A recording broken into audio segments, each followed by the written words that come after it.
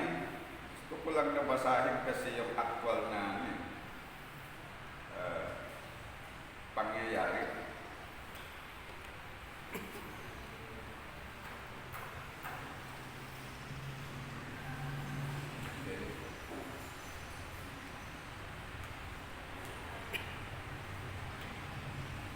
Tingnan natin yung quotation kasi baka mali tayo kung hindi natin ibatay sa nakasulat. Okay. Ito po ay historical record. Historical record na isinulat po ng isang Seventh-day Adventist mismo. Okay? Ang date nito ay April 12, 1918. Okay? Ang newspaper ay pinamagatan sa, mahirap basahin sa German, Dresdner Neuesten Nachrichten. Okay, yan po. Sabi, at the beginning of the war, our church, so, is split into two parties. So, malinaw po dito na yung writer ay Seventh-day Adventist kasi sabi niya, our church. Ay, kung Protestant, hindi niya masasabi na our church. Okay. Sabi niya, while 98% of our members, by studying the Bible, adopted the point of view that it was a consensus duty to defend the fatherland with weapons, and that also on the Sabbath. And while this standpoint taken by the leadership as a whole was immediately brought to the knowledge of the Ministry of War, 2% were opposed to this decision, and finally had to be disfellowship because of their unchristian conduct. Okay, ano po ang sabi niya dito? Nawain natin. Sa pagsimula daw po ng war, referring to the First World War, from 1914 to 1918, our church, sabi ng writer, referring to the Seventh-day Adventist Church, is split into two parties na nagkaroon ng dalawang partido o dalawang panig. Whilst 98% of our members, 98% daw po sa mga members ng SDA, by studying the Bible, sa magitan ng pagbasa sa Bible, adopted the position, the point of view that it was consensus duty to defend the fatherland with weapons. So yun po yung naging conclusion nila na tungkulin daw po ng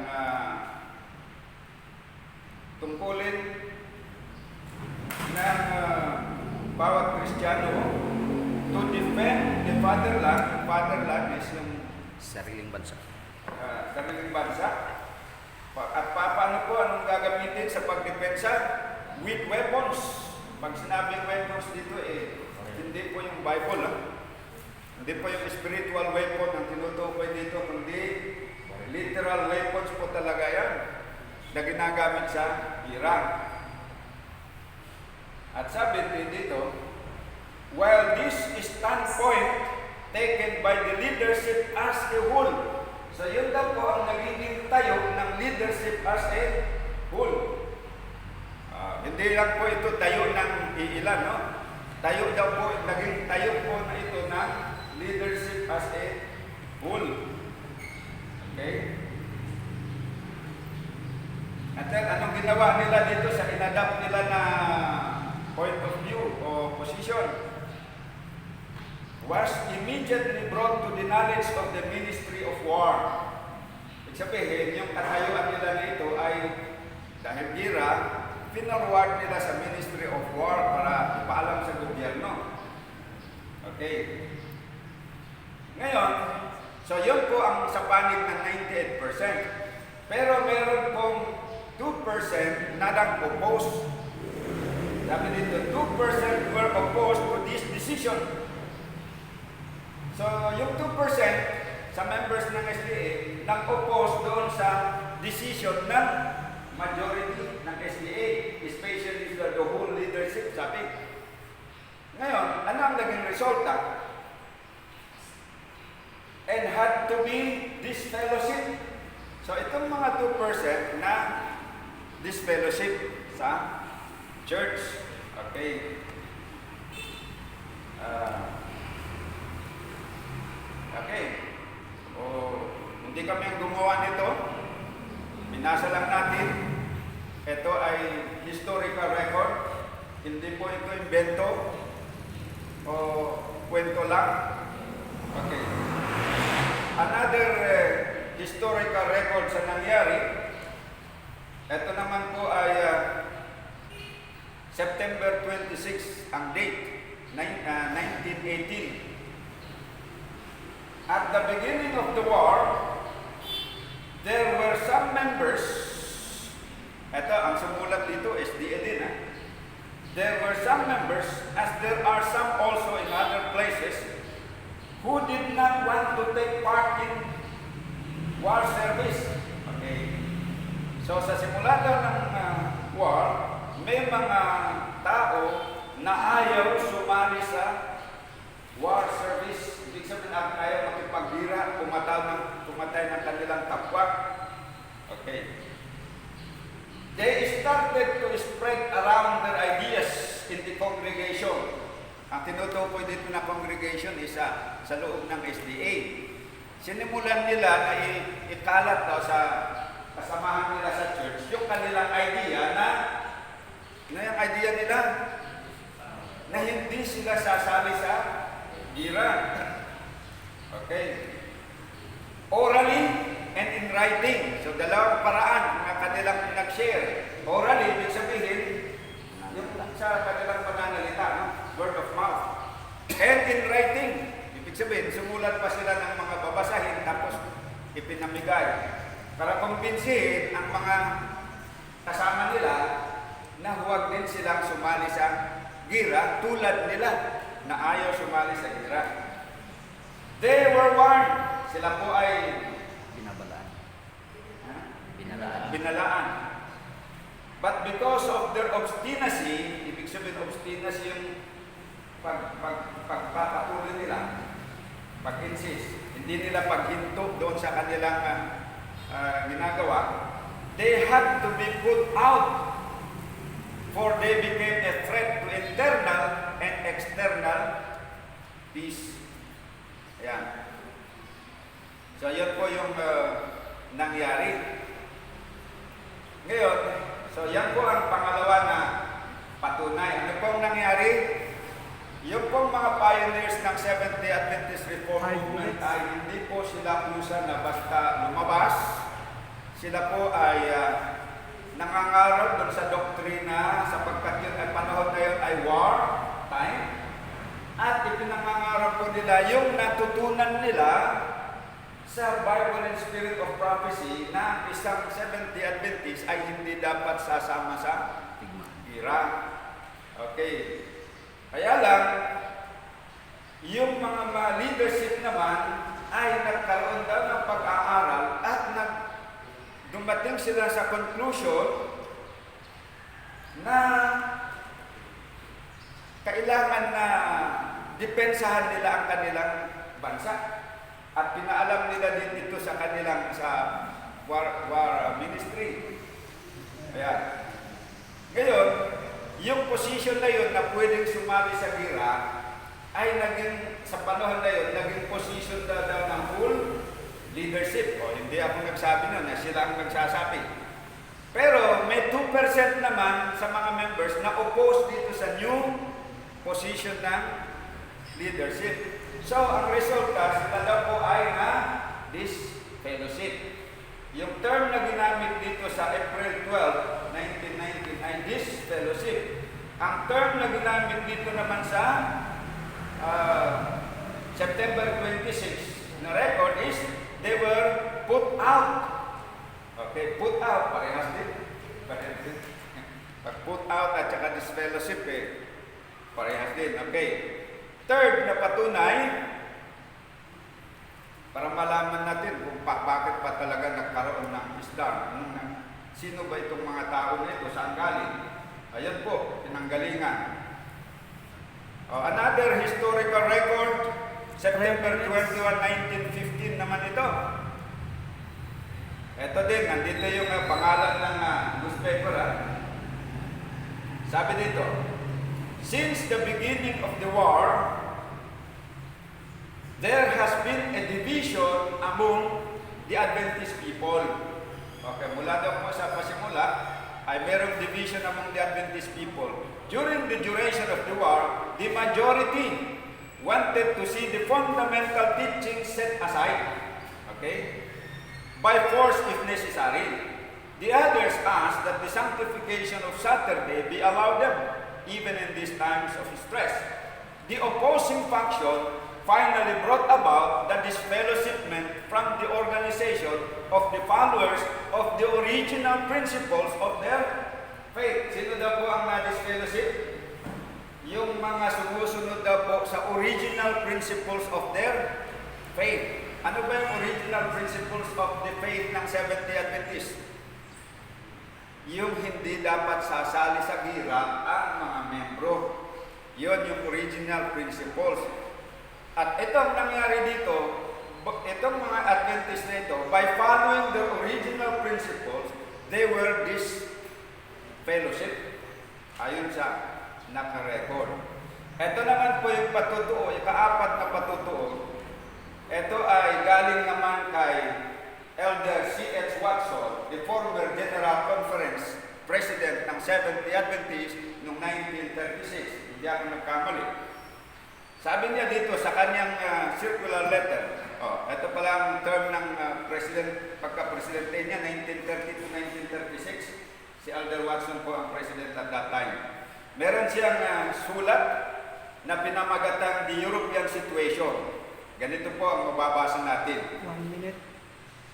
Okay. In Germany, those who took their stand against Conrad's wicked action in thus committing them to war were treated with great harshness by Conradi and his associates. The resistance of the minority to military service threatened to compromise the whole body of Adventists in the eyes of the German government, and to avoid this, Conradi had the minority disfellowship from the church. Thus, the non-combatant minority was forced out of the church. So, yun naman ang term niya. They were forced out from the church. Ngayon, finally, ang tanong, yamang sila po ay nanatili sa pagsunod sa katotohanan sa 10 utos na ayaw sumuway even at the date of in time of war, gusto pa rin nilang sumunod. Ay 9:48, time na. 9:48. Okay na? Nag-umpisa tayo ng 9:28. Okay. So, ang last po, pwede ba? Last, ayon sa Bible, paano daw po makikilala ang nasa Diyos at ang hindi nasa Diyos? Ayon po doon sa 2 John chapter 1 verse 9.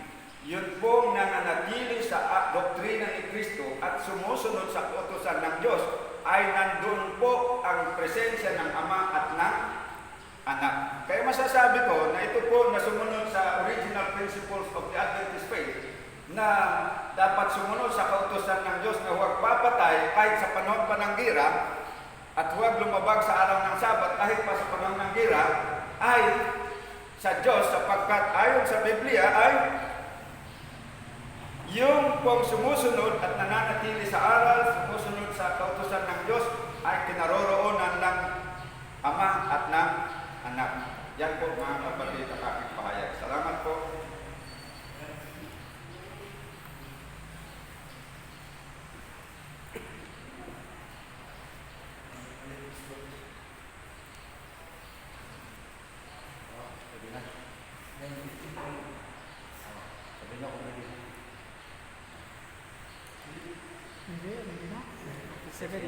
Salamat Pastor doon sa binigay mong liwanag. Pero ulitin ko, pinag-usapan natin ang patutunayan nyo, yung paglabas sa SDA, yung pinakita mo kung paano na iwalay. So hindi po yung punto natin pag-uusap. bigay na ko po kanina, na patutunayan ninyo na ang paglabas ninyo sa SDA ay nasa panig kayo ng Diyos. Hindi yung mga nakita na mga problema kaya kayo lumabas.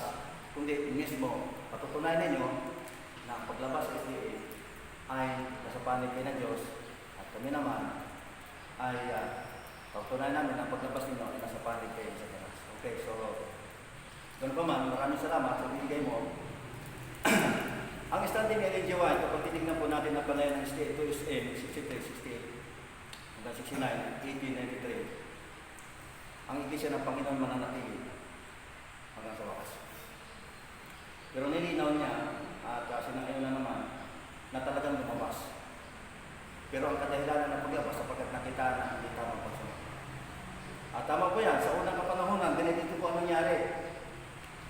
Buhay din po ng mga Eskriba at Pariseo. Pag tinignan natin, Matthew 9 verse 11, tinitignan yung mga leader. Ano naman ang sabi doon sa MT Malaki Tunggalian? Ito ay 511.1. Ang sistema ng kanilang pangangaral ay tinitignan. Dinadala ang mga kaisipan ng tao doon sa mga leader at sa mga nagawang pagkakamali. Kagaya nung narinig ko kanina, yun ang sistema. At pagka binasa natin ito, sabi dito, ito yung gawain ni Satanas.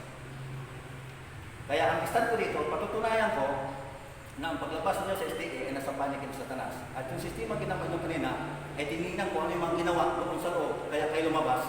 So ito ang sinabi dito ngayon.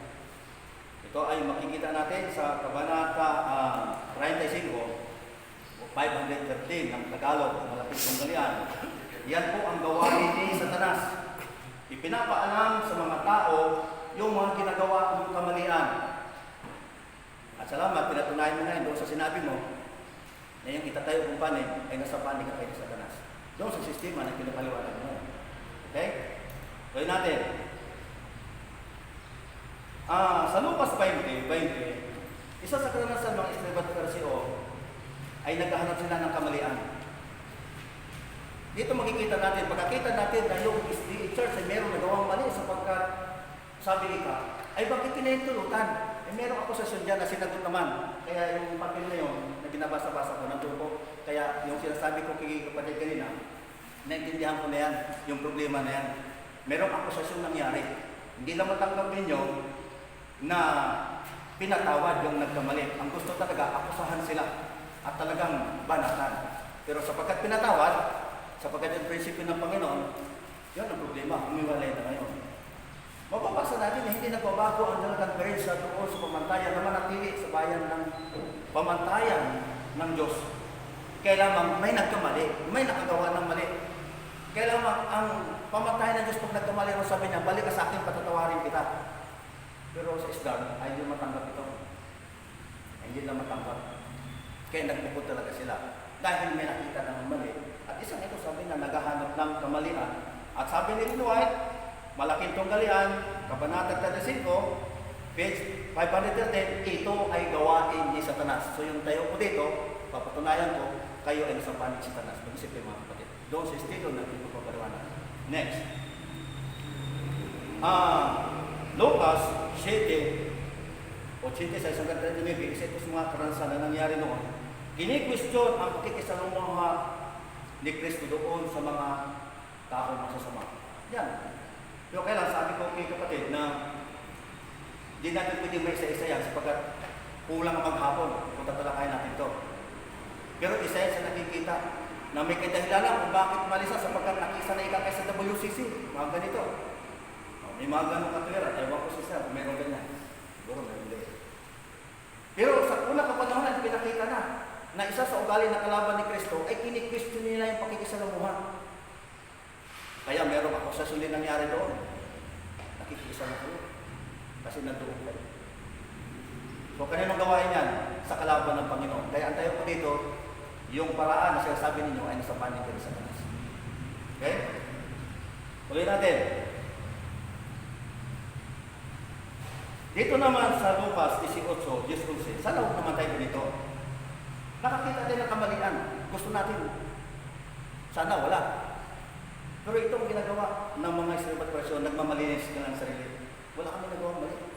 Kaya nagbukod kami ng bago, sabi ni Linoy, hindi nakita.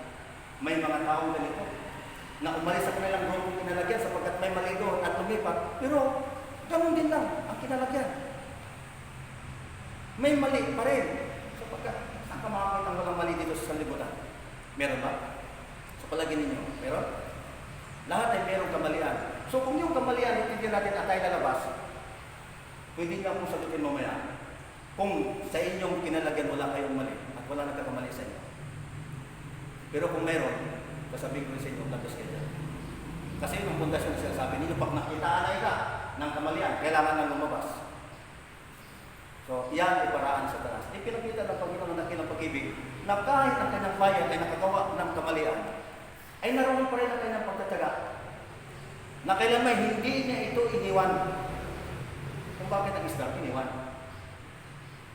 At maging si Ellen G. White hanggang sa kanyang kamatayan ay hindi niya iniwan ang iglesia ito.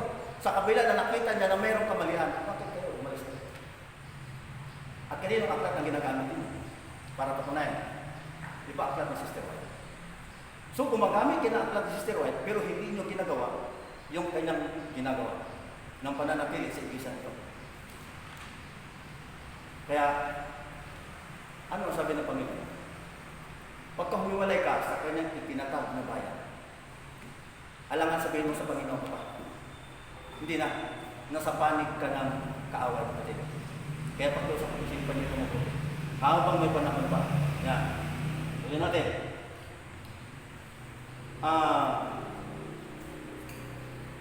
Sabi nga rito, tinitignan din nila ang kamalian ng iglesia at pagka nakakita sila ng kamalian ng mga kapatid sa iglesia, 1047, 1893, sasabihin nilang, alis ka na yan.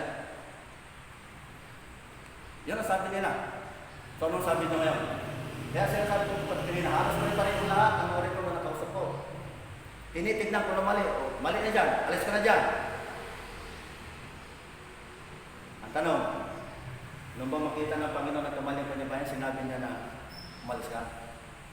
Mamaya, papasok yan sa mga tanong niya. Okay, ulit natin.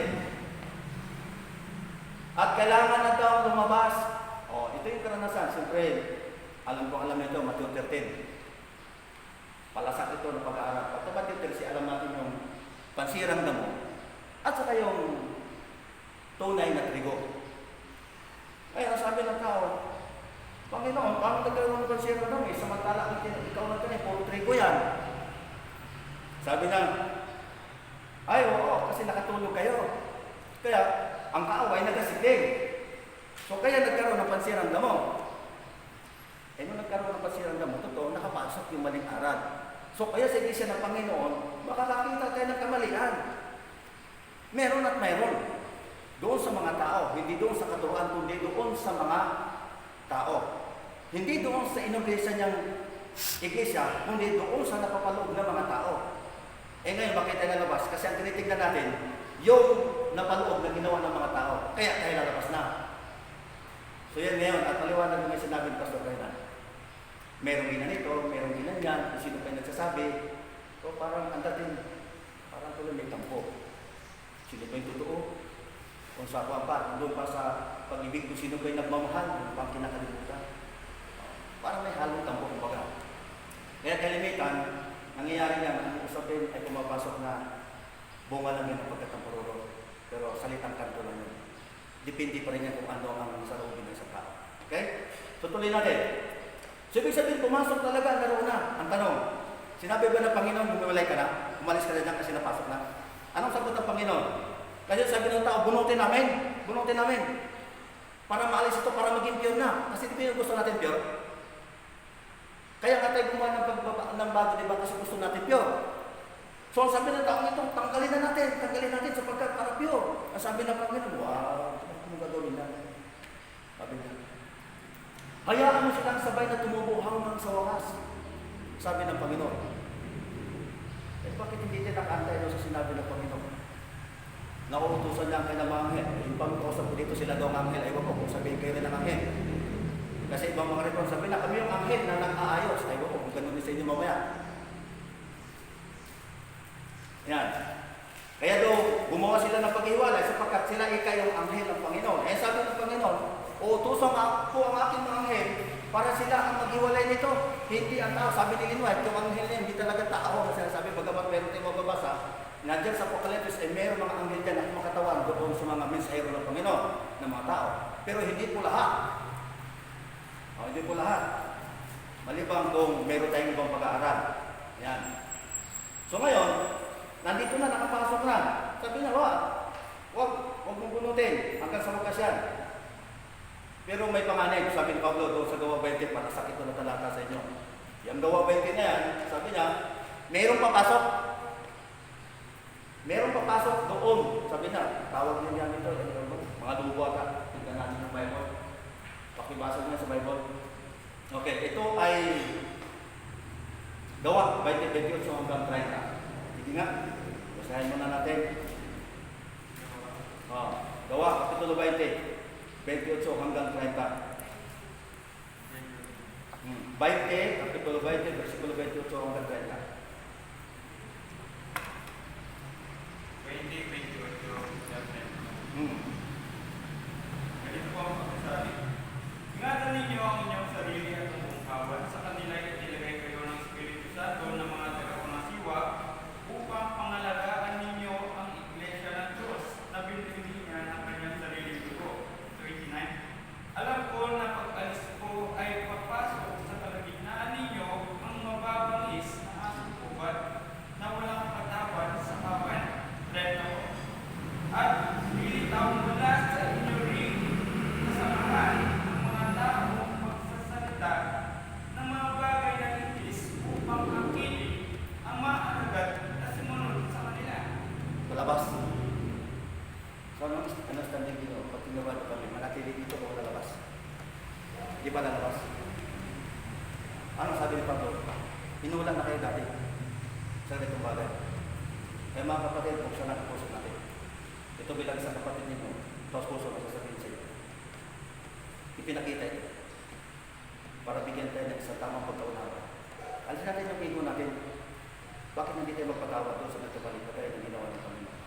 Bakit ako sila Jonathan Perez na sinang-ayunan ang ginawa sa Germany? Wala pong gano'n. Nanatili, kailangan pinatawad sila. Okay? So, gano'n pa man, ang isang ko dito na ipinapakita ko, doon sa mga paraan na pinapakita nyo ngayon ng paglabas sa SDA ay talagang nasa palit kayo ng kawin. Pasok kayo, tapos manawagan kayo ng paglabas. Ang tawag ni Pablo dito, sabi niya, mag-ingat kayo, meron papasok. Tapos magdala saan kumuha? Hello, magdala yung palabas. Kaya, yung sinasabi ko, ay may katunayan sa Biblia na ang panig ninyo ay nasa panig kayo sa Satanas. Hindi kayo sa Diyos. At sinabi niya na po sa Pablo. Tuloy natin. Ngayon, talaga bang kung nakapasok, lalabas? Verse 30, sabi ng Panginoon sa Matthew 13, wag, hayaan mo yan hanggang sa panahon ng paghuhukom sa katapusan. At doon, yung mga naani, sabi niya, yung mga nakuha, igagatong na sa apo. Ibig sabihin, sa katapusan ng panahon.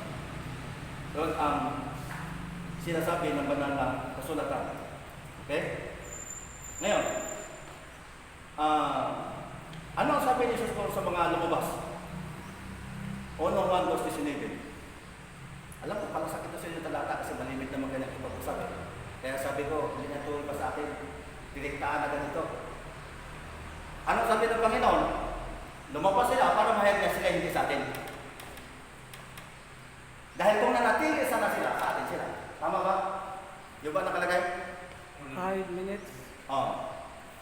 Okay, pakibasa. 1:19.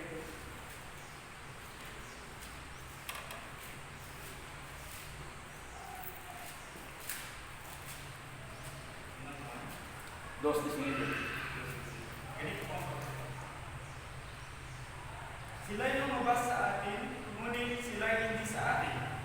Sapagkat kung sila'y kabilang sa atin, ay magpapatuloy sana silang kasama natin. Ngunit sa paglabas nila ay ginawa nilang maliwanag na silang lahat ay hindi kabilang sa atin. Kaya nga, sabi ni Ninja White, sabi niya, hindi ka pwede makalis ngayon doon sa itinatag na iglesia ng Panginoon. Ngayon, anong sabi ni Jesus? Pag umalis ka, sabi niya, hindi ka sa kanya. Tanong, kanino ka? Sa panig ka sa kanya. Kaya mamaya pa sa pagtayo mo, ipakita mo sa amin na paglabas ninyo sa SDA, nasa panig ka na Diyos. Pakita mo yun, hindi yung puro-puro kasi may ganitong ginawa sila. Given na yun, talaga may pagkakamali sa iglesia. Ipakita mo ngayon, meron ka bang verse, meron ka bang patunay sa SOP na sinasabi ni Ellen White na ang SDA sapagkat nakitaan na ng kamalian, umalis ka na. Ngayon, bakit umalis sapagkat ang SDA, Babylonia na? Yan ang terminong gagamitin. Kasi walang ipupuntahan, Revelation 18, lumabas ka bayan ko. At yung Babylonia yun, ay papasok ngayon sa inyong kaliwanag. Ewan ko kung tama ko ha. Ilalagay noon na ang SDA ay Babylonia. At tandaan natin, ang nakalagay, ang sino mang tatawag sa SDA na Babylonia, alam nila kung kanino panig. Yun ang tayo ko dito.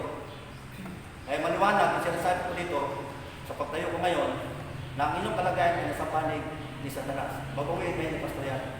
Titignan natin kung meron sa mabasa na sinabi ni Ellen White, okay, ang SDA, dahil nakagawa na ng kasalanan at mali na, dahil ang SDA ay merong doong part ng Germany na ganito ay kailangan umalis na. Titignan natin kung meron sa babasahin mamaya. Kung wala, hindi totoo sinabi ng pastor na sa inyong katotohanan. Kasi sabi niya, nasa amin ang katotohanan. O sige pastor, tingnan natin kung sa inyo nga. At kung meron kung kayong patunay sa pamagitan ng sinabi ni Ellen G. White na ang SDA, tingnan mo may oras pa? 9 minutes. Okay. Ang paglabas sa SDA, ito ay kalooban ng Diyos. Ulitin ko po, SDA. Ayan. At sinabi naman niya, noong 1863 yan, na itatag ang SDA. Okay? So kaya, mga kapatid, nakikiusap, isa lang ang sabi ng Panginoon, bagamat ang kanyang bayan, Israel, alam natin na ito ay naitapin. Pero Roma 11, pag binasa po ninyo, makikita po ninyo kung anong ginawa niya sa kanyang bayan. Hindi ko na po isa-isahin ito. Pag binasa niyo po yan, hindi niya lubos at tinakwil ang kanyang bayan, Israel. Manapa ang mga hintil, sinabihan niya. Roma 15:10, kayong mga hintil ay makikala kayo sa bayan ng Diyos. Episodos 18, nung sabi niya, kayong mga hintil, makisa kayo at ngayon hindi na kayo taga-ibang lupa, kundi kabilang na kayo sa bayan ng Diyos. At alam natin muna ng mga bayan Israel. Hindi niya lubos at tinakwil ito. Pero marami din pong magpapaliwanag, tinakwil ng Israel. Wala na yan. Pag-isipin na natin. Pero nilinaw mag-isipin niyo ay paliwanag tungkol sa kahagaan na ibinigay ng Panginoon sa kanyang bayan Israel. Bagamat sila nagkasala, ay kanya siyang pinatawad. Kaya ulit-ulit yung tipan para panumbalitin sila. Pero anong ginagawa natin? Nakakita tayo na hindi tama, umalis siya sa kanyang iglesia. Mamaya, siguro papakita ni Pastor na inuutosan ng Diyos dahil nakitaan ng mali ng iglesia, alis na kayo dyan sa SDA. Kung meron man. Kaya sabi ko kay Pastor Mike, Pastor, kung hindi nyo dala ang katotohanan, huwag mo kayo pumunta. Kasi masakit ang katotohanan to na malalaman natin kung saan pati kayo. Given niya may mga kamalian, wala perfectong tao. Pero kung ito ang pagmamasda natin at paraan ng ating pangangarap para lumabas, yun po, sinabi ng 513 Kabanata 35, yun po ang gawain sa taras na dadalhin mo ang tao o sa kamalian na gawa nila. Maliwanag na sinabi niya, yun ay paraan sa taras para panghinain ng iglesia. So, meron pa po oras? 1 minute. Okay. Kaya, patuloy na nanawagan ng Panginoon. Sabi niya, ang aking iglesia ay binubuo ito ng mga lalaki at babae na hindi perfecto. Nalulungkot tayo na meron, sabi niyo sa aklat Ellen G. White, na may mga pansiyang damo sa loob ng iglesia, ngunit kailanman, ito pa rin ang iglesia na sasamahan ng Panginoon hanggang sa wakas. Kaya problema rin, hindi yung sinamahan. Kasi meron na lang mali. Meron kasi nakagawa ng mali. Ewan ko lang sa inyo kung walang nakagawa ng mali. So, malaking problema po yan. Ano man ang gagamitin nyo, pwede may balik doon sa gagawin yung stand. Pero dito, ang stand ko dito, ang stand namin dito, manatili hanggang sa wakas. Pagamat ang iglesia ito ay kinakitaan ng hindi rin perfectong kalagayan. Isa pa rin ang iglesia, kasi ang sabi ng Panginoon. Wala pong paglabas na gagawin. Ulitin ko po sa SDA. O, meron ba? Ayaw. Pastor, sana ipakita mo yun na kasi nangyayarap ko. Yung mga kadahilanan, meron kaming mga alam mo namin yung mga kadahilanan na yun. Hindi na kami dyan. Andyan na lahat. Alam namin yung mga tungkol na, kaya sinabi ko na sa kapatid kita, diretsahan na tayo kasi alam namin yung mga bagay na yan. So meron ka bang patunay na sinasabi, ang paglabas mo sa SDA, sinabi ni Juan, pinutos na lumabas na sa SDA. Yan. Kasi kung wala, mananatili kayo sa panig. Isa tatas. Okay, tuloy.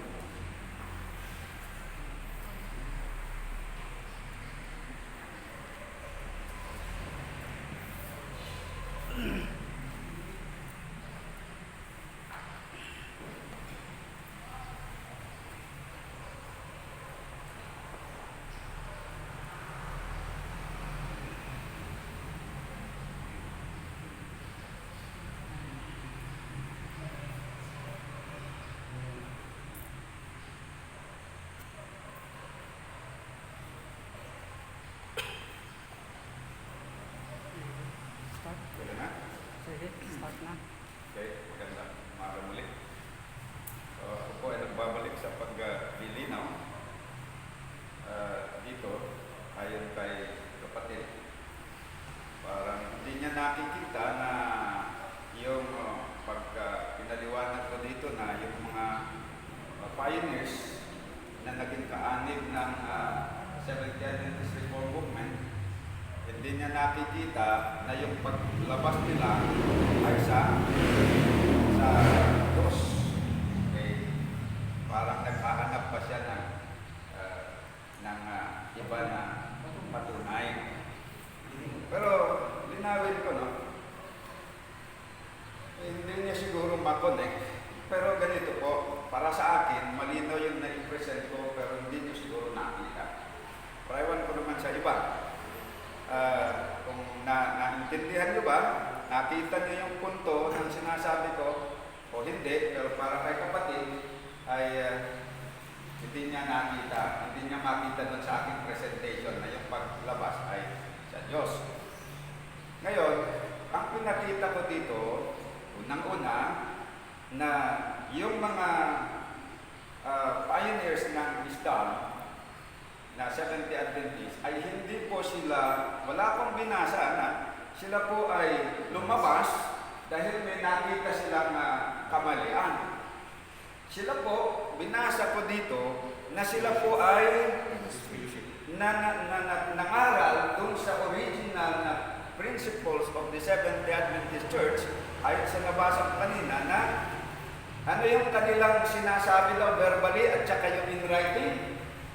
Sabi na ang isang Seventh-day Adventist ay hindi dapat sasali sa gira. Yun po yung basahin ko ulit yun yung kanilang sinasabi.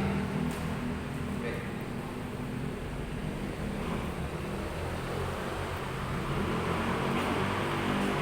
Ulitin ko, baka hindi malinaw, no? Basahin ko ulit, September 26, 1918. At the beginning of the war, there were some members, as there are some also in other places, who did not want to take part in war service.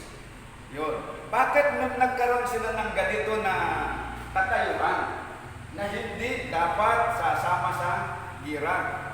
Kasi yun yung natutunan nila bilang Seventh-day Adventist mula doon sa Bible at saka sa Spirit of Prophecy. At kung titignan po natin, yun yung tayo ng Seventh-day Adventist nung naitatag ng 1863. 1863 po yan, nagpalabas sila ng kanilang position na hindi dapat sasali sa gira.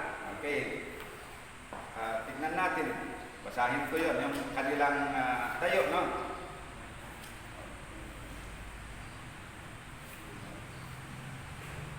Ito po.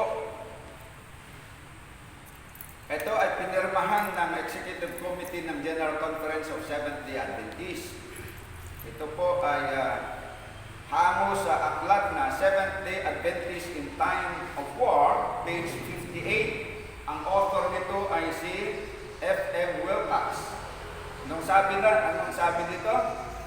We, the undersigned Executive Committee of the General Conference of Seventh-day Adventists, respectfully beg leave to present for your consideration the following statements. The denomination of Christians, calling themselves Seventh-day Adventists, taking the Bible as the rule of faith and practice, are unanimous in their teachings. Unanimous daw sa kanilang teaching. Anong teaching Seventh-day Adventists? Na they are unanimous in their that its teachings are contrary to the spirit and practice of war. Hence, they have ever been conscientiously opposed to bearing arms. Ayan, ang malinaw. Ang tayo ng Seventh-day Adventists, they have been opposed to bearing arms. If there is any portion of the Bible which we as a people can point to more than any other as our creed, it is the law of 10 commandments. Sabi doon, which we regard as the supreme law and its precept of which we take in its most obvious and literal import. Okay. The fourth commandment requires cessation from labor on the seventh day of the week. The sixth prohibits the taking of life. Okay, dalawang na-cite nila na commandments na pagsasali ka sa gira, malalabag mo. Ano yun? The fourth commandment and the sixth commandment. Bakit sa malabag ang fourth commandment? Kasi pagdating nandun ka sa gira, hindi ka naman pwede na sabihin mag-rest day ko po ngayon. Di ako papasok. Kung naksa kayo sa kalagitnaan ng gira, ay hindi po pwede yun. Tapos, sabi doon, the sixth commandment, ano yun? Prohibits the taking of life. Neither of which, in our view, could be observed while doing military duty. Kaya nga, ano ang naging tayo nila? Our practice has uniformly been consistent with these principles. Hence, our people have not felt free to enlist into the service. In none of our denominational publications have we advocated or encouraged the practice of bearing arms. Ayan po. Ngayon, yan ang tayo nila based doon sa Ten Commandments. Kaya bawal. Ito yung natutunan ng mga Adventists. Kaya, noong First World War, itong mga nakaalam dito sa original na doctrine, anong ginawa nila? Ulit. Basahin ko ulit, ha? At the beginning of the war, there were some members, as there are some also in other places, who did not want to take part in war. Kasi indoctrinated sila sa doktrina ng Adventist. They started to spread around their ideas in the congregation. In-spread nila yung ideas nila. Ano yung ideas nila? Na Adventist hindi dapat na sumali sa gira. Hindi nila nag-spread yung idea na, umalis na tayo dito dahil may mali na ginagawa yung mga leaders natin. Hindi po yun. Kung meron mang nangyaring ganon, hindi po sila. Kaya huwag natin po sanang iparatang ang kasalanan ng iba dito po sa mga tao na hindi naman ganon ang kanilang karanasan. Halimbawa, sa akin, hindi po ako lumabas sa Seventh-day Adventist personally dahil sa may nakita ko na kamalian ng mga leaders. Hindi po yun. Alam ko naman din yung sabi niya, kahit dito sa reform na pinuntahan ko, alam ko rin na mayroong kamalian ng mga leaders. Hindi rin perfect ang SDARM. Hindi ako lumabas sa SDA, personally, hindi ako kasama sa pioneers, pero speaking for myself, ako member sa Seventh-day Adventist Church doon sa Baguio, sa Bacaucan. Okay. Hindi pa ako lumabas doon dahil may nakita ako na kamalian ng mga leaders. Yun din, yung pupuntahan ko, alam ko rin na may kamalian din ng mga leaders. Alam ko na hindi perfecto ang SDA Church. Alam ko rin na hindi perfecto ang staff na pinuntahan ko. So, hindi po yun yung aking dahilan kung bakit. At itong mga tao na ito, pioneers, hindi po yun ang dahilan na umalis na tayo dahil may mali. Ha? Ang ginawa ng mga leaders, hindi. Tandaan natin yun, huwag tayong magparata ng hindi tamang parata. Kasi kung sasabihin ko lang, ikaw babaero ka, hindi ka naman babaero, hindi naman tama yun. No? Okay. So ito po yung nakasulat, ha? Hindi po ito hearsay, nakasulat. Ayaw ko kung saan naman nakasulat na yung binasa niya na yung mga karanasan ng Islam yun. Oh. Tuloy ko. They started to spread around their ideas in the congregation orally and in writing, trying to induce others to do the same. O, ano yung gusto nilang gawin din ng iba ng ginagawa nila? Ayaw nila yung sumali sa gira. They spread these ideas verbally and in writing, trying to induce others to do the same. O, hindi nila sinasabing alis na tayo dito. Hindi. They induce others to do the same na huwag silang sasama sa gira. And then, ano ngayon?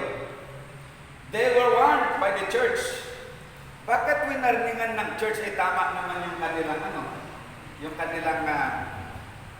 ginagawa? Doktrina naman ng Seventh-day Adventist yung kanilang itinuturo sa mga membre. Bakit yung mga leaders winarningan sila?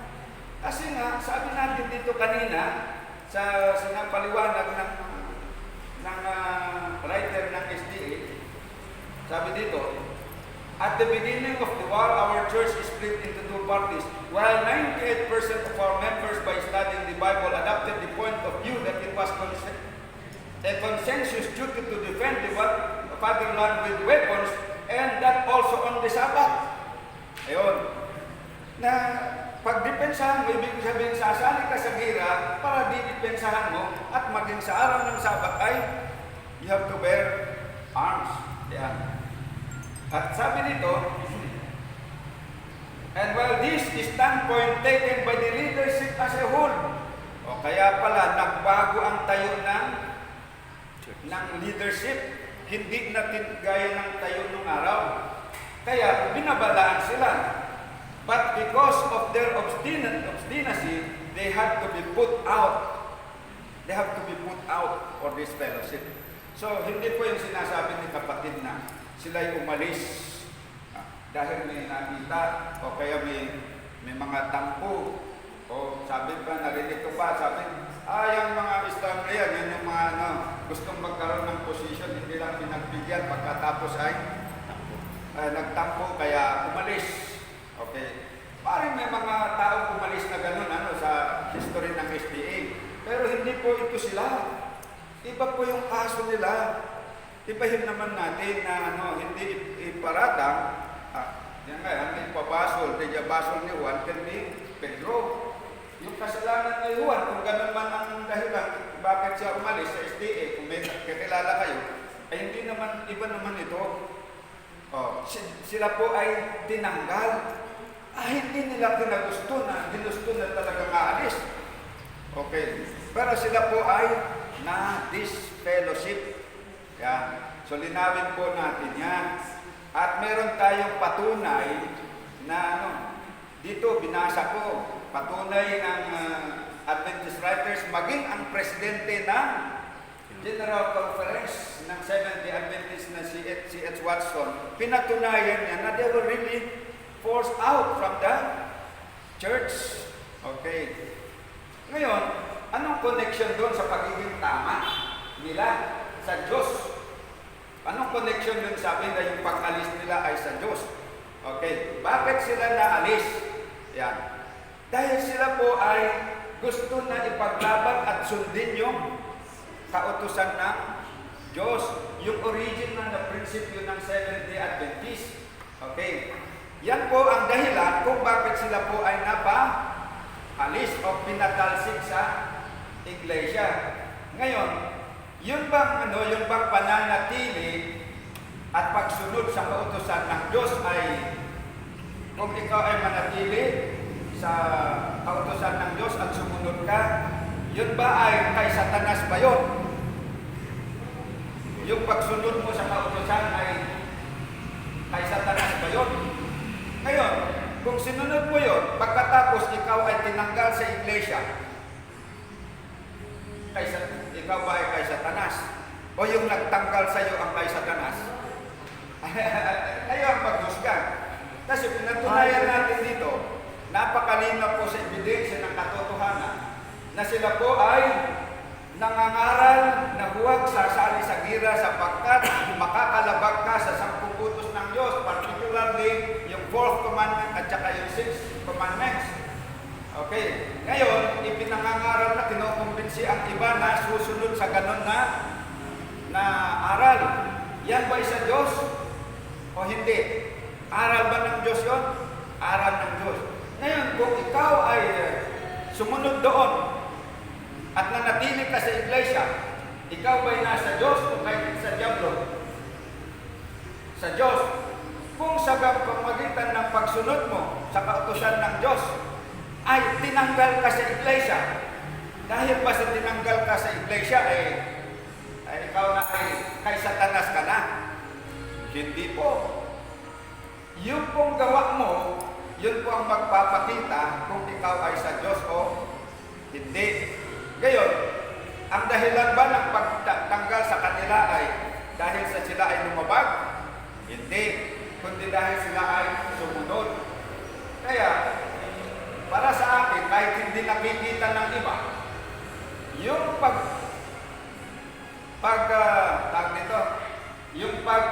disfellowship ng mga reformers, yung pagsunod nila sa kautusan, bagaman sila ay natiwalag, yun ang magpapakita na sila po ay sa Diyos. Under what authority na sinasabi ko yun? Dahil ito ang sabi ng Bible. Okay. Sabi dito, 1 John 3 verse 8, He that committed sin is of the devil. Sino daw po ang sa demonyo? Yung nagpo-commit ng sin. Yan ay sa Diablo. For the devil sinned from the beginning. For this purpose, the Son of God was manifest that He might destroy the works of the devil. Ayun. So, sino daw po ang sa Diablo? Yung lumalabag sa kasalanan at dahil sa paglabag ay nagkakasala. Yan po ang sa Diablo. Ngayon, ito po bang mga ito bang mga pioneers ng Islam na ito? Sila po ay tiniwalag sa iglesia dahil sila ay lumabag sa kautusan ng Diyos? Hindi po. Ayon sa record, sila ay pinalabas, tinanggal, dinisfellowship dahil sa kanilang pagtatanggol at pangangaral sa doktrina ng Seventh-day Adventist na yun din ang doktrina ng Diyos na ang Kristiyano ay hindi dapat sumali sa gira. Bakit? Sapagkat kung sumali ka sa gira, magkakasala ka ng 2 punto sapagkat makakalabag ka sa araw ng Sabat at makakalabag ka sa ika-6 na utos na huwag kang papatay. At yung dahil ang kanilang pagsunod, yun ang dahilan ng kanilang hindi yung sila'y lumabas, kundi sila'y pinalabas. Okay. Pangalawa na patutuo ko, basehan kung bakit sabi ko na itong mga natiwala ay at napilitan na napalabas, palitan ko yung term, napalabas, na disfellowship, ay sa Diyos pa rin sila, sapagkat sabi dito, in this, the children of God are manifest and the children of the devil. Paano daw po mahahayag ang anak ng Diablo at ang anak ng Diyos? Whosoever doeth not righteousness is not of God. 1 John 3 verse 10. Sino man na hindi gumagawa ng katuwiran ay hindi sa Diyos. He that loveth not his brother, neither he that loveth not his brother. So sino po yung yung sa Diyos? Yun po sumusunod sa kautusan. Yung binasa natin kanina, nasa 2 John 1:9, basahin po na. Whosoever transgresseth and abideth not in the doctrine of Christ hath not God. So yun daw pong hindi nananatili sa aral ni Kristo, yan po ang hindi sa Diyos. He that abideth in the doctrine of Christ, he hath both the Father and the Son. Kaya ang gusto kong linawin dito, kahit saang iglesia, kung ikaw po ay kaanib ng iglesia, nagtapat ka sa katotohanan, sa aral ni Kristo, ikaw ay pinalabas, hindi dahil sa ikaw ay pinalabas, ay sa demonyo ka na. Ikaw ay sa Diyos pa rin, kahit ikaw ay pinalabas sa iglesia. Dahil ikaw ay nakamit, you meet the requirement of the Bible, na yung nanatili sa aral, siya ang kinaroroonan ng Ama at ng Anak. So sana po naging malinaw sa atin at huwag tayong magkamali dito.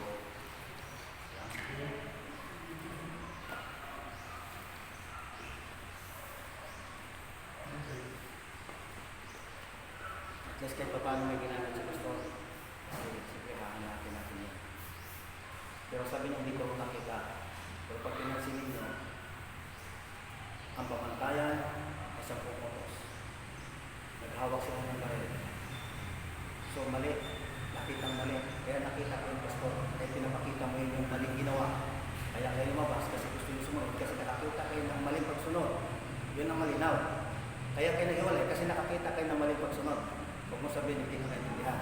Malinaw, nilinaw mo lang ulit yung salita na yung dahilan ng paglabas sapagkat mayroon kang nakita na hindi tama, kaya lumakad kayo sa tama. So maliwanag, ang tinitignan ngayon yung mali. Hindi ka pa rin makakalis doon.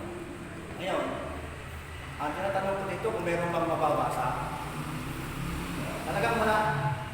Sabihin ko na sa iyo, wala kayong mababasa na sinabi ni Ken White. Nasa kabila ng kamaliang ito. Yan. At tama naman, ang sinasabi, kung pinalis ka, pinalayas ka, pangit naman yun, palalayasan ka. Pero hindi kompleto yung detalye ng pastor kung bakit pinalayas. So siguro kung magkukatan tayo ng history niya, ilan ng mga history sinabi ni pastor yung pagod lang sa kanya, na kanya piniwanag, hindi yung paguhan.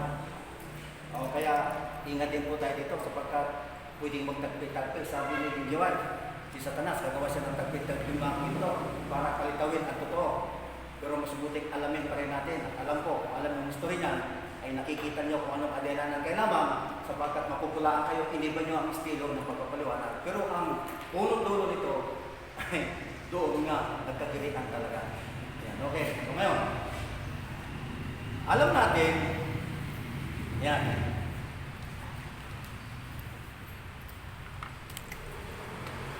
maliwanag ngayon, sabi ni pastor, pinalayas, pero ang usapan, sinasabi ko na yung iyong paglabas at tinanggap nila yun.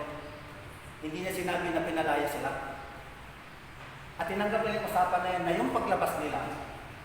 So hindi yun pasok sa pinag-uusapan. Kasi tinanggap nila yung usapan na yung paglabas mo sa SDA, pastor. Ibig sabihin tinanggap mo, ikaw ang lumabas, hindi yung pinalayas ka. Pero ginamit mo yan dito, yung pinalayas ka. Hindi yung punto natin pag-uusap.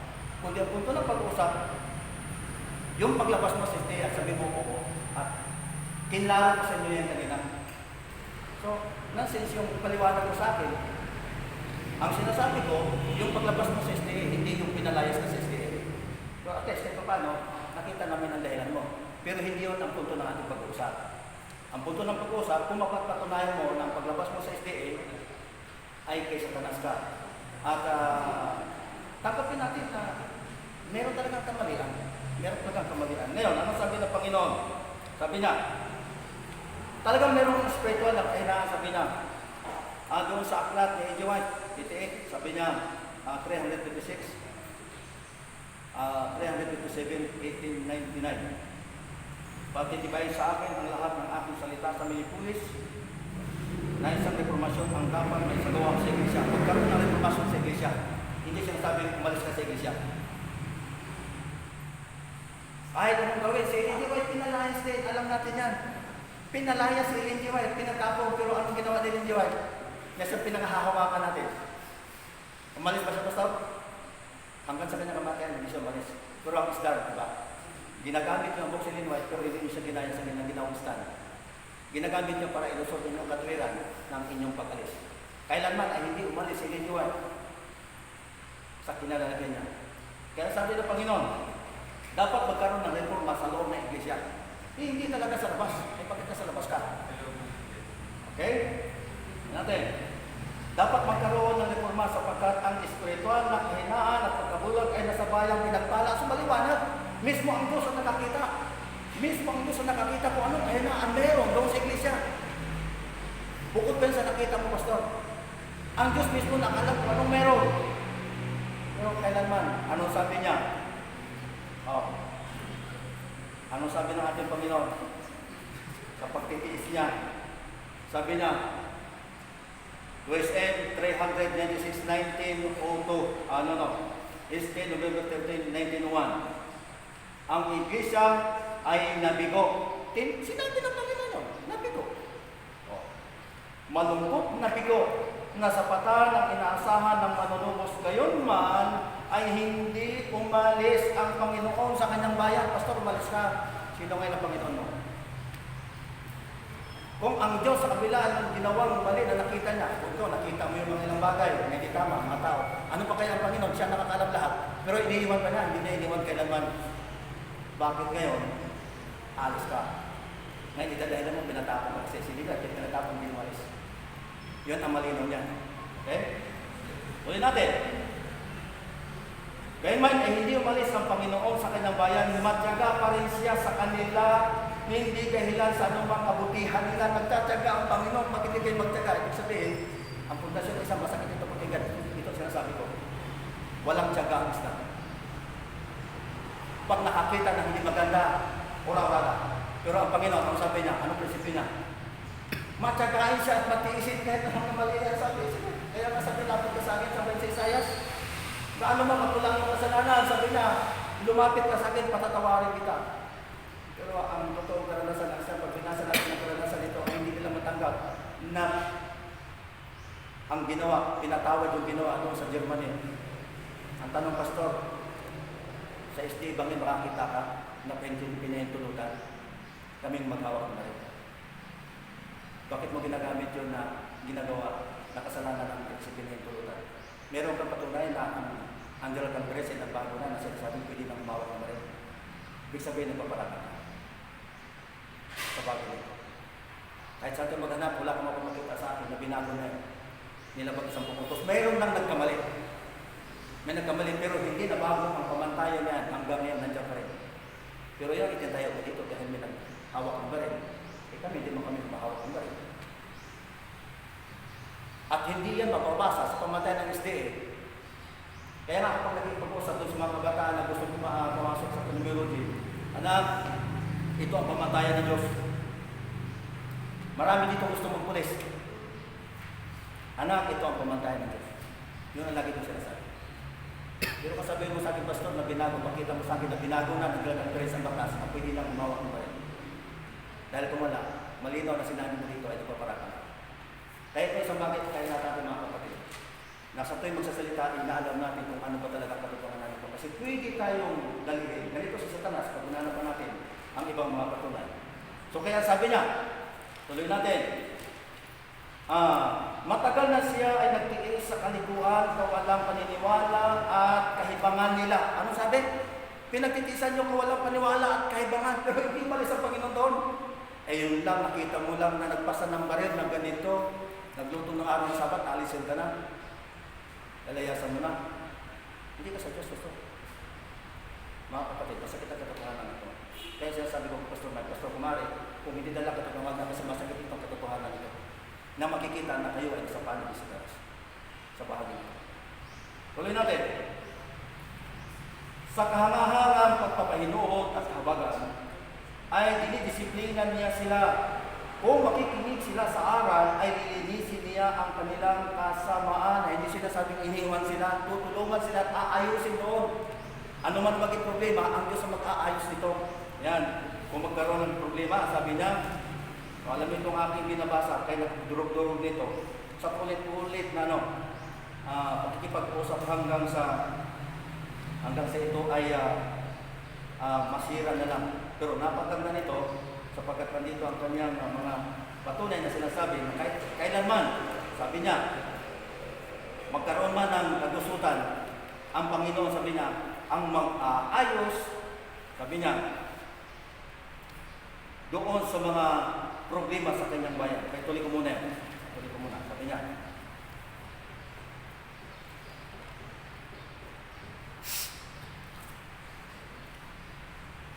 Sa tuition naman, 396, dapat nating alalahanin ang iglesia ay pinahina at may kapintasan man ito, ang siya pa rin tanging bagay sa lupa na pinagkalooban ni Kristo ng pinakamataas na malasakit.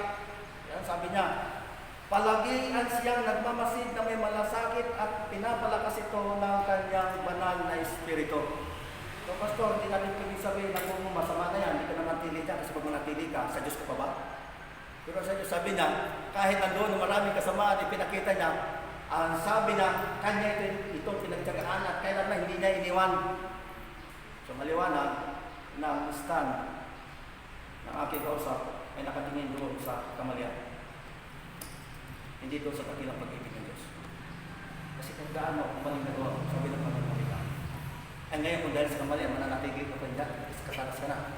Pero ang iglesia ito, nakitaan na talagang, sabi niya, kalagayan hindi basta-basta na nandoon na lahat. Sabi niya, lamang, pinag-isan sila ng Panginoon. Okay, next. Ano pa? May oras pa tayo? Meron pa. Okay. So, anong sabi niya? Kailangan ba natin hamakin ang iglesia ito dahil sa kasamaan? Ito ang sabi niya rito sa GA 125, 1997.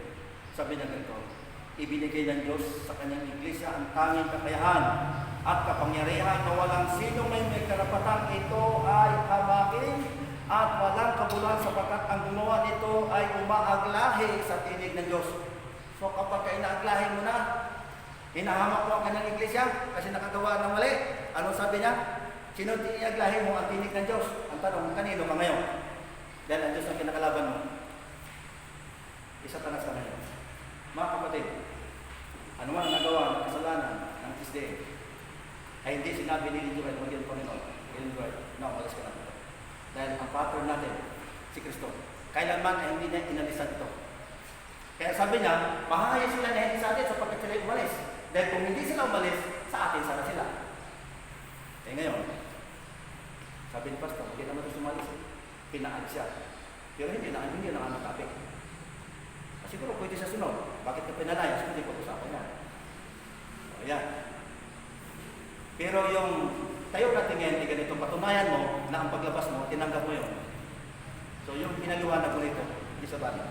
Pinakita mo lang yung ilang bagay. Pero yung sinasabi ko na dapat makita yun, hindi ko siya napatunayan. At talaga wala akong masa sa sabihin ko sa'yo. Yan. Tuloy natin, sabi niya,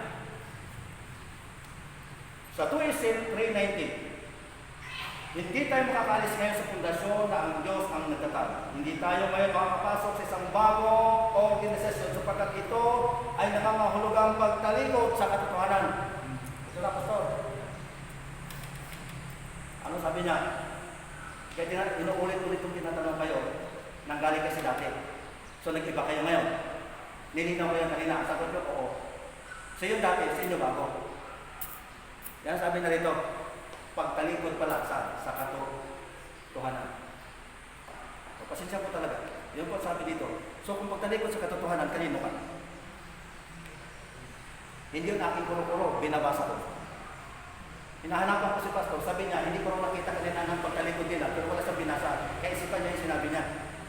Yun ang kanyang pagkaunawa, pero walang nabasa na kailangan ng talikdang listi sapagkat kay humawak ng baril o ganito, ay alisan na yan. Kundi sarili kaisipan na kasi hindi sila lumalaman sa tama, kaya mag-iba na tayo. So ano nakita yun, kamalian nila. Kaya kung sabihin, hindi ko nakita yun. Kita-kita yun sa paliwanag mo. Ganun lang kasimple, inulit mo pa, kaya lalo tumibay. Kaya kami nagkaroon, kasi gusto namin lumakad doon sa hosto. Eh di may mali na nakita doon. Kaya yung sinabi mong hindi ko nakita yun, mali ka doon. Kita-kita ayaw doon sa paliwanag ko kanina. Okay, may oras ba? 6 minutes. Ay, mahaba pa. Tuloy pa natin. Sabi na ganito, inaatasan akong sabihin sa mga Adventista sa palibot sa buong mundo na tayo tinawag ng Diyos bilang isang bayan upang maging kakaibang kayamanan sa Kanya. Ito pa sa akin bilang mga Adventista. Kaya lang, ito mga Adventista maraming kasaway. Totoo yan. Makikita ang marami at sinabi na ng Diyos yan. Itinaga niya ang iglesia ito sa lupa, tumayong sakdal na nagkakaisa sa Espiritu at payo ng Panginoon na mga upo hanggang sa wakas. Ano daw po? Magka-kaisa. Pero anong panawagan? Separation. Umuli ka. Yun ang sabi. Pero dito, nagkakaisa dapat. Pero isa pa rin ang purpose. Umalis ka na dyan. So, sabi ng Panginoon, dapat magkaisa. Dapat manatili ka. Sabi niya, hindi ka dapat. Hindi tayo makakaalis ngayon sa pundasyon. Ang Diyos ang nagtatag. Alam naman natin na ang na yan, ayon dito sa mga patunay ni Ellen G. White. Sabi niya, ang Diyos ay may iglesia sa lupa na nagtataas ng mayurakang kautusan at nagpapakilala sa sanlibutan sa kordero ng Diyos na nag-alis ng mga kasalanan sa sanlibutan. May isang natatanging iglesia sa sanlibutan sa panahon ito. Ano daw po? May isang natatanging iglesia sa panahon ito ngayon na nagtatayo ng puwang at kumuha ng bakod at nagtayo ng mga dating iwangwang na dako. Mag-ingat ang lahat na huwag labanan ang tanging bayan ng Diyos na tumutupad sa paglarawan ng kanyang nalabi na tumutupad sa utos ng Diyos na may pananampalataya kay Jesus. Iyan pa rin ang stand ng SDA. Pero yung mga tao, kaya kagaya na sinasabi ko kanina, walang kinalaman yung organisasyon na binuo ng Panginoon. Yung mga taong napaloob, yun ang may problema. Yun ang problema. Nakita natin may mali yung mga taong napalooban. Sige, alis na tayo. Pero sige nga, hindi. Sabi niya, hindi ako titigil ng panunulat at patuloy na magpaalala sa General Conference. Kaya sa panahon na yun, bagamat ang General Conference ay lumakat na doon sa Kingly Power na lumalakat sa ng tao lamang. Ang pamantay na sinusunod ay nagkaroon sila noong 1905 o 1901 ng Great Transition para ayusin ang mga kamalian ito. At sabi ni Linway, pagkamat sinabi niya minsan na ang Battle Creek, sinabi niya, hindi na ito ang pasilyo na nilalakaran ng Anghel ng Panginoon. Pero nung ito magkaroon ng pagbabago, sabi niya, naramdaman ko ang banal na Espiritu ng Panginoon nandito. Doon lamang nasabi ni Linway, sapagkat nagkaroon nga ng pagbabago, nagkaroon na ng mga iba't ibang mga gawain sa iba't ibang bukiran. Meron ba? Okay. Pagkatapos noon, wala na. Sabi niya, ito ang tunay na iglesia ng Panginoon sapagkat nagkaroon ng pagbabago saan? Sa labas? Hindi po. Sa loob. Yun ang sinabi. Kaya sabi niya, huwag natin, mag-ingat ang lahat na huwag labanan ang natatanging bayan ng Diyos na tumutupad sa paglarawan ng kanyang bayan na labi, na tumutupad sa utos sa Diyos at may pananampalataya ng Jesus. Ang Diyos ang may namumukod na bayan, isang iglesia sa lupa, ikalawa sa wala, ngunit higit na magaling sa lahat ng kanilang mga kayahang magturo ng katotohanan na itayo ang nasirang puri ng kautusan ng Diyos. Kapatid ko, kung nagtuturo kang ang Seventh-day Adventist Church, ang Babylonia, ikaw ay nagkakamali. So, isa sa mga instant, bakit ka na ba sa pagkakalisti? Babylonia. Ewan ko, kung sa inyo din sinasabi yan. Sinasabi naman Babylonia ng isli? Magpapasalamat ako. Ano totoo talaga? Babylonia ba ang isli o hindi? Sige nga po. Sister, hindi daw. Ewan ko sa inyo. Kasi kung hindi Babylonia ang isli, bakit kilalabas? Kaya mag-ingat po tayo doon sa sistema ng pag-aaral. Pati kayo ay medyo mahirapan kung paano ito. Pero nilinaw dito, mag-ingat ka kapatid. Kaya sabi ng Panginoon, bagamat ang aking iglesia, ikakitaan ito ng mga kahinaan, ito pa rin ang iglesia mananatili, sabi niya. Hanggang sa wakas, kaya sabi niya, walang paglabas na mangyayari. Ipinagkaloob ng Diyos ang kanyang iglesia ang natatanging kapangyarihan na hindi maaring may sintabi o aglihin ng sinuman, kundi ang tinig ng Diyos ay kanyang hinahamak. O, Treaty 417, 1875. Sinong hinahamak na ang tinig na ng Diyos kapag ang iglesia ito, ihahamakin mo? Kanino pa ngayon? So, maliwanag na itinayo dito na ang paglabas ninyo ay nasa panig ni Satanas. Wala po kayong pinatunayan na sabi niyo ang paglabas ninyo sa panig ng Diyos. Kundi ang sinabi ninyo, pinalayas kayo. Kaya hindi ang punto na ating pag-usap. Yan. So, tuloy natin. Sabi niya rito, ay makakakuha ka. Ito ay sa 1 SM 179, 1890. Makakakuha ka ng mga sipi mula sa testimonies na maliwanag na nangungusap tungkol sa pangwakas na kalugit ng pagliliglig sa bayan ng Diyos at magsasalita ka ng tungkol sa pagbangon mula sa bayan ito ng isang lalong dalisay at banal na bayan. Kasi nagkamali na doon, magbangon na tayo ng bago, yung mas dalisay, mas maganda, mas mahusay. Sabi natin, ano sabi ng Panginoon? Lahat ng ito ay kalugod-lugod sa kaaway. Sino yung kaaway ng Panginoon? Si Satanas. Titiyakin ko sa inyo ng kalagayan ito. Kaya pakusan Ay. Anong balik ito? Pagkakit sa panig sa Satanas. Maraming salamat.